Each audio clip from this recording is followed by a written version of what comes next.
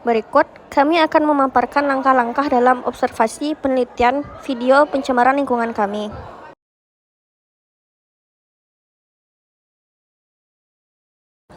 Langkah pertama, kami menentukan masalah atau topik penelitian.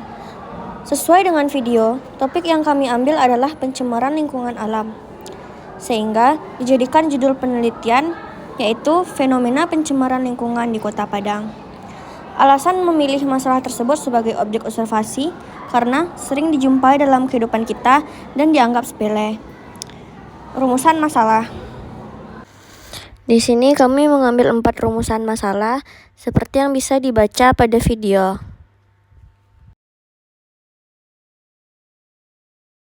Langkah kedua yaitu tempat wilayah objek yang diamati adalah Pantai Padang serta pemukiman sekitar Lubuk Begalung. Sumber data yang kami pakai adalah primer, karena kami memperoleh langsung di lokasi penelitian. Selanjutnya jenis sampel, yaitu purposive sampling, karena sampel dipilih sesuai untuk penelitian video. Teknik mengumpulkan data yang kami gunakan yaitu aktivitas mengamati subjek secara langsung atau observasi.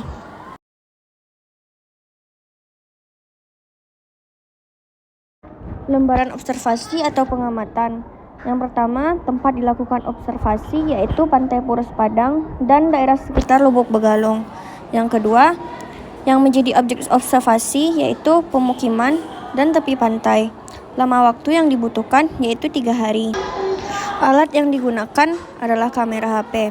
Catatan-catatan yang kami peroleh selama observasi. Pada observasi 1, kami mendapati pemukiman kumuh dan sampah yang bertebaran. Pada observasi 2, kami memperhatikan bahwa Pantai Padang hanya indah di luarnya saja. Banyak yang tidak memperhatikan betapa banyaknya sampah yang bertebaran di tempat wisata yang indah itu. Langkah ketiga, penyusunan jadwal pelaksanaan proyek atau menyusun jadwal.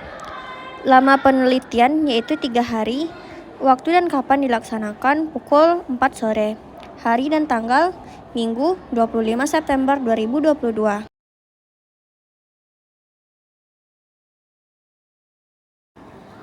Selanjutnya yaitu langkah 4 atau memonitor.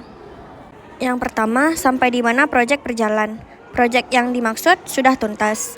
Apa hasil yang didapat? Hasil yang kami dapatkan yaitu mengetahui realita lingkungan. Yang ketiga, bagaimana kerjasama antar kelompok. Kerjasama antar kelompok lumayan baik. Yang keempat, hambatan yang dilalui yaitu tidak ada. Sekian video observasi penelitian mengenai akibat ketimpangan sosial. Ketimpangan sosial selalu berkaitan dengan masalah sosial, salah satunya yaitu perusakan lingkungan alam. Pencemaran lingkungan karena ulah manusia sangatlah sulit diperbaiki apabila manusia tidak cepat sadar dan memperbaikinya. Ketimpangan sosial berakibat pada pencemaran lingkungan karena faktor kultural masyarakat setempat yang tidak peduli dengan lingkungan dan hanya peduli dengan keuntungan yang mereka peroleh. Pencemaran lingkungan juga terjadi karena pembangunan pemukiman yang tidak terstruktur dengan baik. Nah, berikut ada beberapa bentuk pencemaran lingkungan yang diakibatkan oleh ketimpangan sosial. Yang pertama adalah pemukiman kumuh.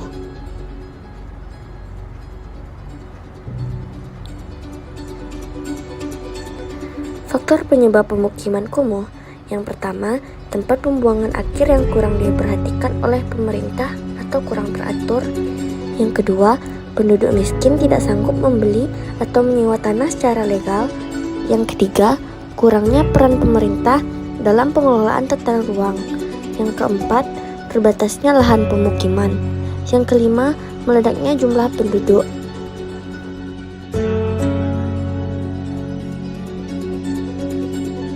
Berikut ada cuplikan mengenai pemukiman kumuh yang kami temukan di sekitar lingkungan kami. Pemukiman kumuh atau pembangunan liar menimbulkan kesan tidak enak dipandang. Pemukiman liar merupakan salah satu bentuk pencemaran lingkungan karena pembuangan yang tidak teratur dari hasil konsumsi manusia maupun dari segi drainasenya. Pemukiman kumuh muncul sebagai salah satu akibat dari ketimpangan sosial karena pemukiman kumuh disebabkan oleh masyarakat miskin yang tidak sanggup membeli tanah resmi atau tanah legal serta meledaknya jumlah penduduk yang mengakibatkan lahan terbatas. Nah, pencemaran lingkungan akibat dari ketimpangan sosial selanjutnya yaitu penumpukan dan pembuangan sampah sembarangan.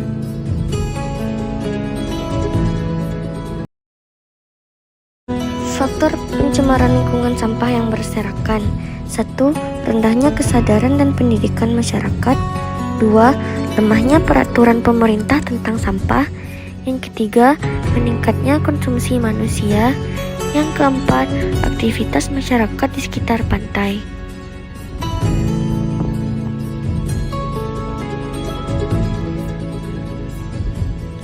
Berikut ada hasil cuplikan dari observasi kelompok 4 mengenai pencemaran lingkungan sampah yang berserakan yang ada di kota kami.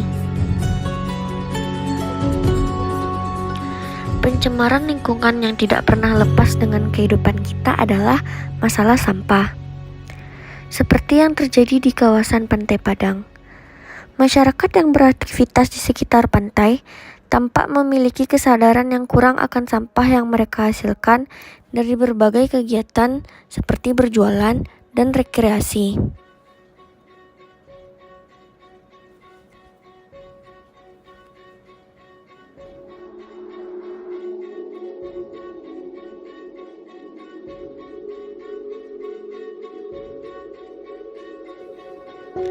Penumpukan sampah plastik di laut dapat menyebabkan berbagai dampak yang serius sekaligus berkepanjangan, seperti merusak ekosistem laut Indonesia, mengganggu rantai makanan biota laut, meningkatnya pencemaran, dan merusak kualitas hasil laut yang dapat dikonsumsi oleh manusia.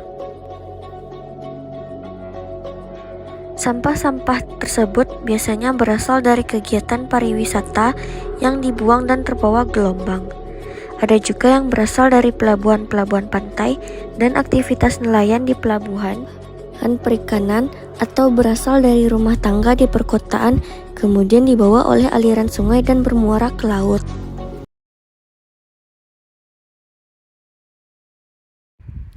Berikut ada cuplikan tambahan mengenai penumpukan sampah.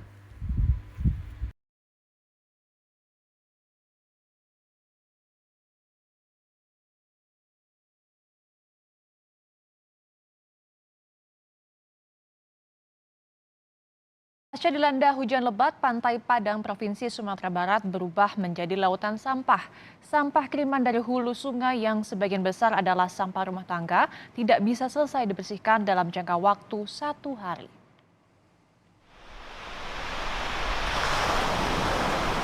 Pasca hujan lebat, air laut di Pantai Padang berubah warna menjadi lebih kehitaman dan mengeluarkan aroma menyengat. Ikon wisata unggulan Kota Padang ini berubah menjadi lautan sampah.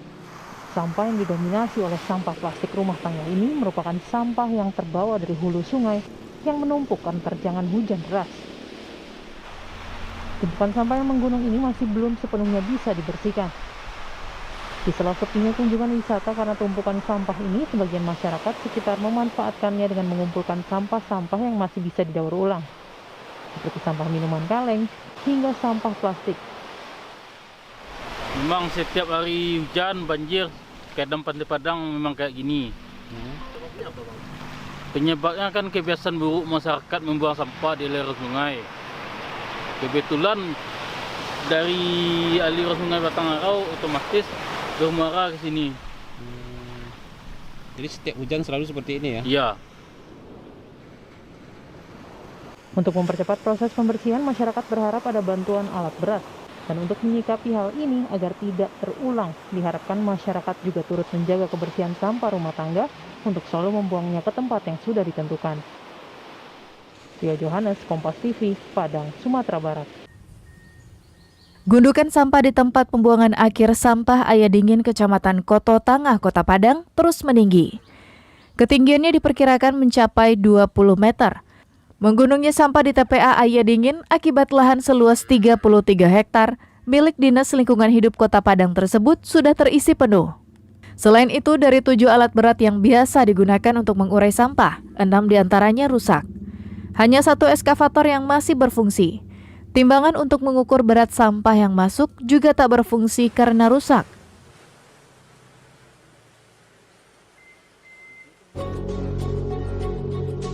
Pencemaran lingkungan akibat ketimpangan sosial yang sering terjadi selanjutnya yaitu polusi udara.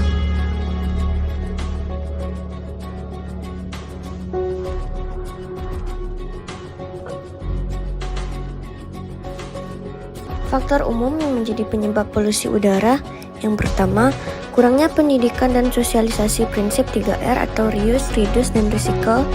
Yang kedua, kurangnya kesadaran masyarakat akan bahayanya pencemaran udara bagi lingkungan sekitar. Nah, berikut ada cuplikan mengenai polusi udara yang kami temukan di sekitar lingkungan kami. Pembakaran sampah menyebabkan polusi udara. Sampah harusnya didaur ulang atau menggunakan prinsip 3R. Apalagi, sampah yang dibakar adalah bahan yang mudah terbakar, maka bisa menimbulkan bahaya lain seperti kebakaran besar dan membahayakan kesehatan yang menghirup asap. Pembakaran sampah memang terlihat seperti hal yang sepele, namun hal ini bisa menimbulkan berbagai bahaya. Hal ini terjadi karena kurangnya kesadaran dan sosialisasi tentang pengolahan sampah.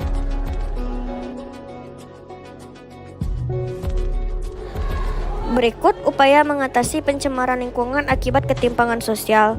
Yang pertama, membuang sampah pada TPA atau tempat pembuangan akhir yang dikelola secara resmi dan dikelola aman bagi manusia dan lingkungan.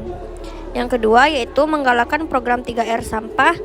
Yang keempat, tidak melakukan tindakan yang menyebabkan polusi udara seperti membakar sesuatu yang menghasilkan asap besar. Selanjutnya, bekerja keras agar bisa tinggal di pemukiman legal atau resmi. Selanjutnya yaitu menyuarakan kepada pemerintah akan pentingnya penataan ruang. Nah, upaya-upaya ini bisa kita lakukan untuk mengantisipasi atau meminimalisir terjadinya pencemaran lingkungan akibat ketimpangan sosial. Dan yang paling penting adalah meningkatkan kesadaran dalam diri masing-masing akan pentingnya menjaga lingkungan yang kita tinggali.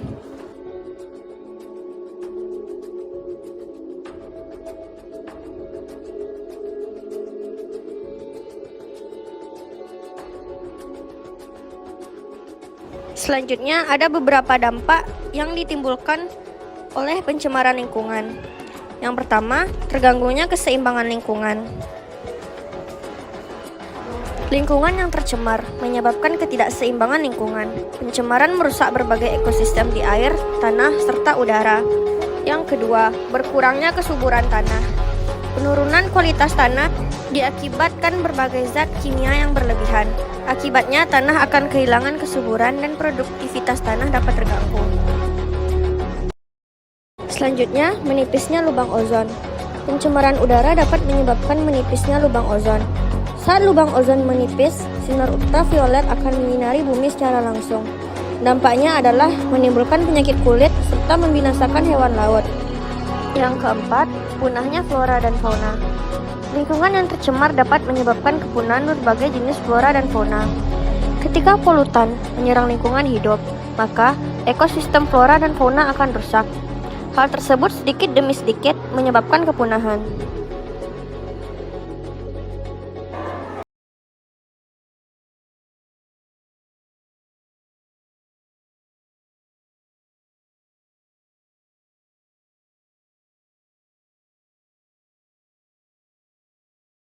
Sekian video mengenai akibat ketimpangan sosial pencemaran lingkungan dari kelompok 4.